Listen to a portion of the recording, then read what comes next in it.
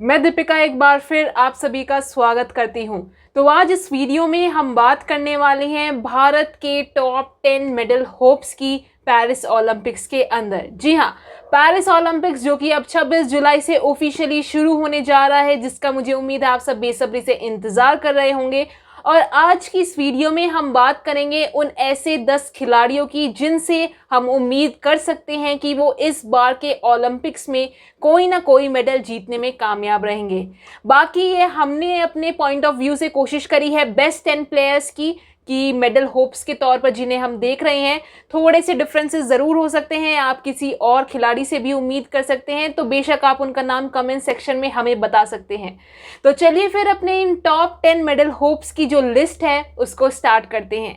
जिसमें हमारा सबसे पहला नाम रहने वाला है गोल्डन बॉय नीरज चोपड़ा का। जी हाँ, टोक्यो ओलंपिक्स के अंदर गोल्ड मेडल जीतकर वो पहले भारतीय खिलाड़ी बने एथलेटिक्स में जिन्होंने ओलंपिक्स के अंदर गोल्ड जीता। वहीं उम्मीद कर रहे हैं कि इस बार भी पेरिस ओलंपिक्स के अंदर भी वो कुछ उसी तरीके का प्रदर्शन भी हमें करते हुए नजर आए। बात करते हैं नीरज चोपड़ा की, तो लास्ट जो उनका मोस्ट रीसेंट टूर्नामेंट है वो रहा पावनुर्मी गेम्स, जहां पर उन्होंने गोल्ड मेडल अपने नाम किया और उनकी वहां पे बेस्ट थ्रो हमें देखने को मिली थी 85.97 मीटर्स की। हालांकि नीरज चोपड़ा के फैंस ये ज़रूर उनकी नज़र है कि नीरज चोपड़ा कब 90 मीटर के मार्क को क्रॉस करेंगे, लेकिन मेरे हिसाब से अभी जो फोकस है वो 90 मीटर के मार्क पर ना होकर पेरिस ओलंपिक्स में गोल्ड मेडल जीतने पर ज़रूर होना चाहिए। और मुझे लगता है कि नीरज का भी उसी चीज़ पर फोकस होगा और हम उनसे बिल्कुल पूरी उम्मीद कर रहे हैं कि वो इस बार के पेरिस ओलंपिक्स में भी हमें पोडियम फिनिश देते हुए नजर आएंगे। अब बढ़ते हैं हम अपने दूसरे नाम की ओर, जो कि रहने वाली है भारतीय वेट लिफ्टर मीराबाई चानू। जी हाँ, टोक्यो ओलंपिक्स के ओपनिंग डे पर सिल्वर मेडल जीतने वाली मीराबाई चानू से भी हम इस बार पेरिस ओलंपिक्स में उम्मीद कर रहे हैं और उनका ये लगातार तीसरा ओलंपिक्स भी रहने वाला है।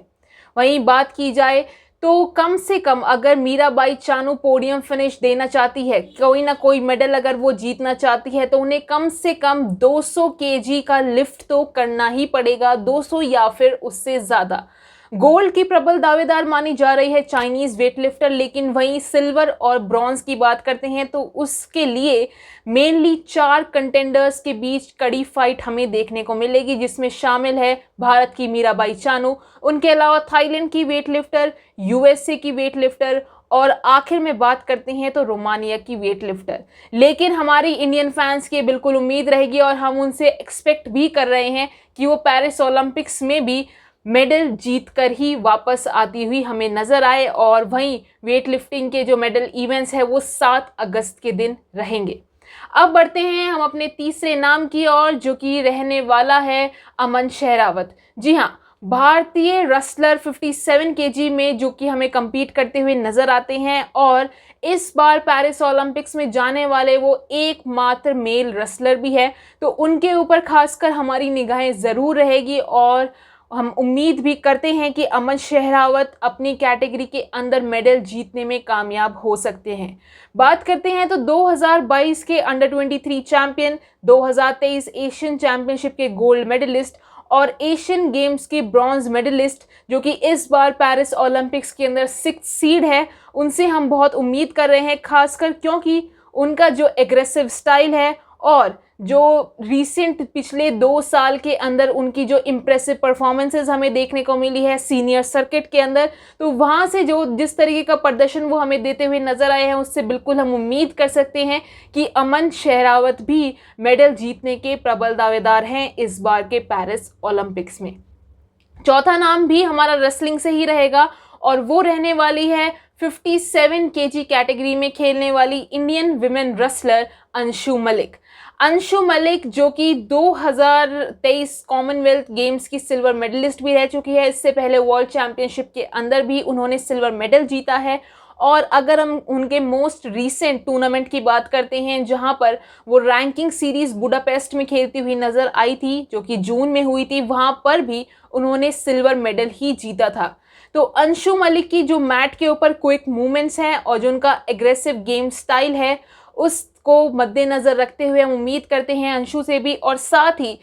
टोक्यो ओलंपिक्स के अंदर भी वो हमें compete करती हुई नजर आई थी, लेकिन उस टाइम वो काफ़ी यंग थी और इस बार लगातार उनका ये अगला ओलंपिक्स रहेगा पेरिस ओलंपिक्स, तो ज़रूर उन्होंने इस बात पर ये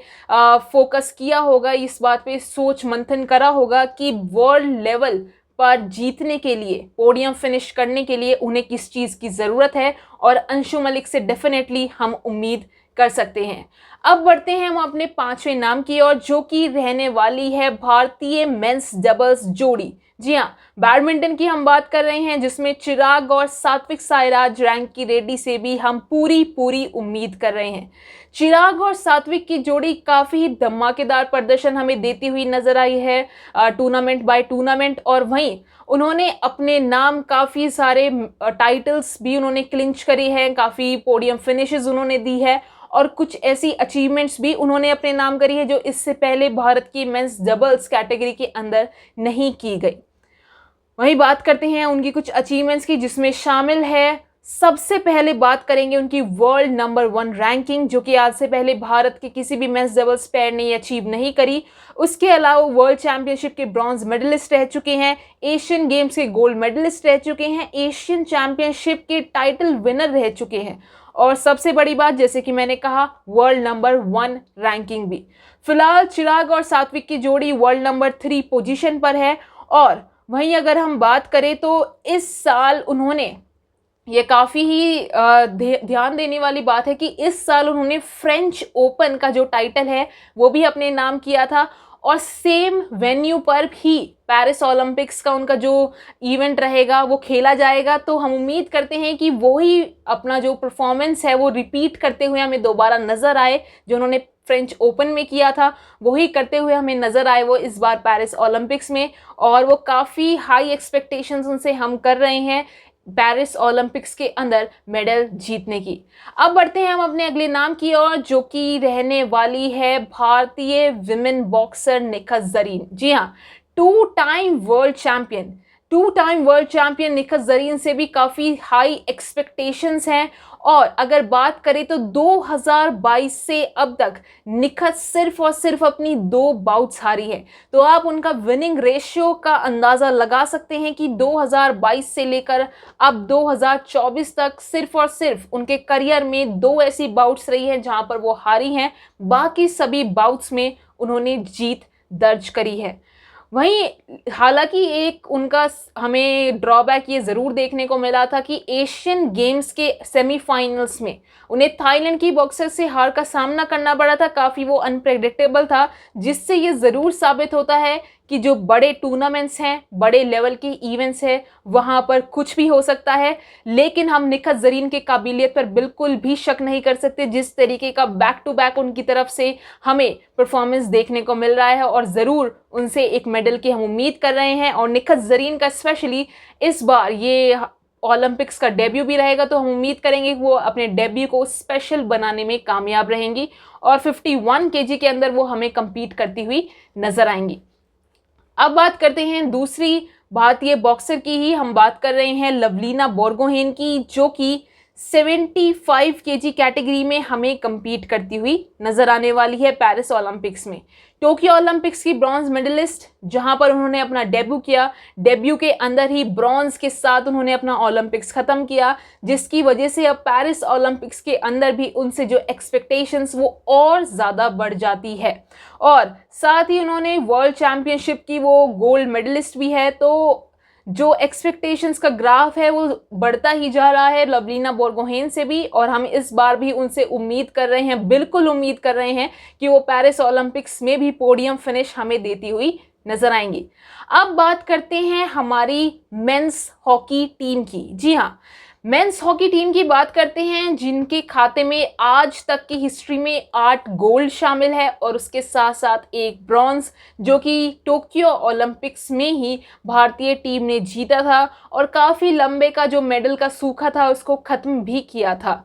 वहीं अगर नज़र डालते हैं पूल्स की ओर, तो भारतीय टीम को पूल बी में जगह दी गई है, जहां पर उनके अलावा डिफेंडिंग चैंपियन बेल्जियम है, उसके अलावा ऑस्ट्रेलिया है, न्यूजीलैंड है, अर्जेंटीना है और आयरलैंड है।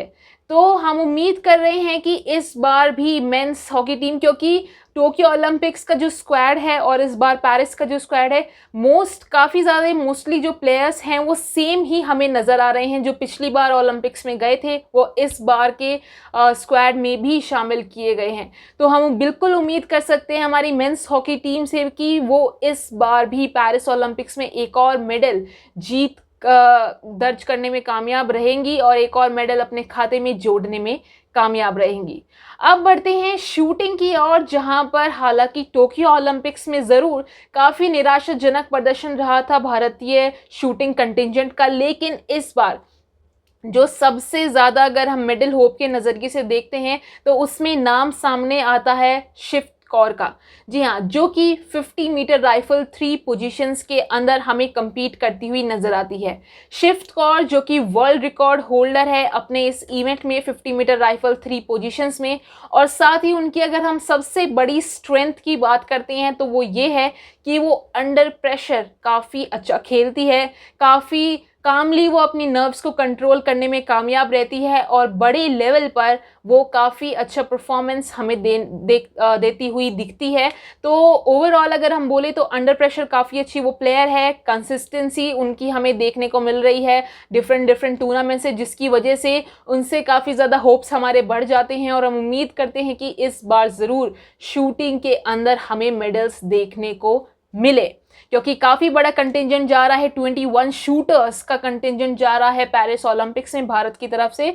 तो ऑब्वियस की सी ही बात है कि हम शूटिंग में भी उम्मीद करेंगे कि मेडल हमें देखने को वहाँ पर नसीब हो। वहीं अब बढ़ लेते हैं अपने 10वें और आखिरी नाम की ओर, जो कि रहने वाले हैं अमित पंघाल। जी हाँ, भारतीय बॉक्सर अमित पंघाल जो कि 51 केजी कैटेगरी के अंदर हमें compete करते हुए नजर आएंगे। फॉर्मर वर्ल्ड नंबर 1 बॉक्सर जो कि टोक्यो ओलंपिक्स के अंदर सरप्राइजिंगली फर्स्ट राउंड में ही बाहर हो गए थे और जिसके बाद उन्हें काफ़ी ही मुश्किल समय देखना पड़ा, क्योंकि उन्हें नेशनल टीम से भी ड्रॉप कर दिया गया था। तो उन्होंने काफ़ी ही स्ट्रॉन्ग वहाँ से कमबैक किया है और पेरिस ओलंपिक्स का जो कोटा है वो सिक्योर किया और अब पेरिस ओलंपिक्स में वो हमें compete करते हुए नजर आएंगे। अमित पंघाल काफ़ी बड़ा नाम है भारतीय बॉक्सिंग के अंदर, क्योंकि उन्होंने काफ़ी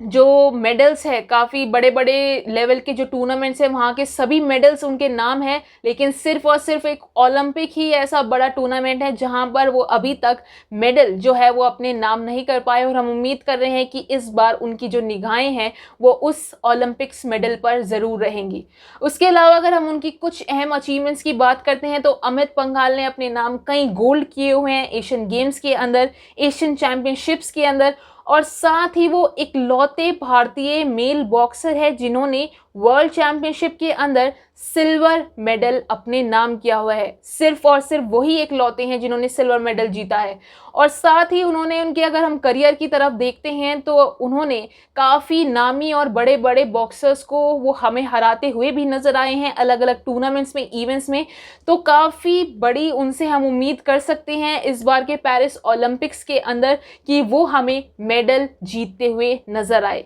और साथ ही उनके जो कॉन्फिडेंस है वो भी उनका काफ़ी बूस्ट होगा, क्योंकि जहाँ पर एक तरफ वो टोक्यो में फर्स्ट राउंड में ही बाहर हो गए थे, उसके बाद पेरिस के लिए अपना कोटा सिक्योर करना और उस पर सोने के सुहागे वाली बात हो जाएगी कि वो पेरिस ओलंपिक्स में हमें मेडल जीतते हुए भी नजर आएंगे। तो ये थे हमारी तरफ से टोटल ऐसे 10 नाम जिनसे हम उम्मीद कर सकते हैं कि वो पेरिस ओलंपिक्स के अंदर हमें कोई ना कोई मेडल जीतता हुआ नजर आएगा। बाकी आप कमेंट्स में ज़रूर हमें बता सकते हैं कि इनके अलावा या फिर कोई और अगर आपको खिलाड़ी लगता है कि मेडल्स जीतने में वो हमें देखने को मिलने वाले हैं इस बार के ओलंपिक्स में। लेकिन वहीं हम बात करेंगे स्पेशली बैडमिंटन की भी। बैडमिंटन में जहाँ पर मैंने चिराग और सात्विक का ही नाम लिया है, वहाँ पे ज़रूर काफ़ी लोग उम्मीद कर रहे हैं कि पीवी सिंधु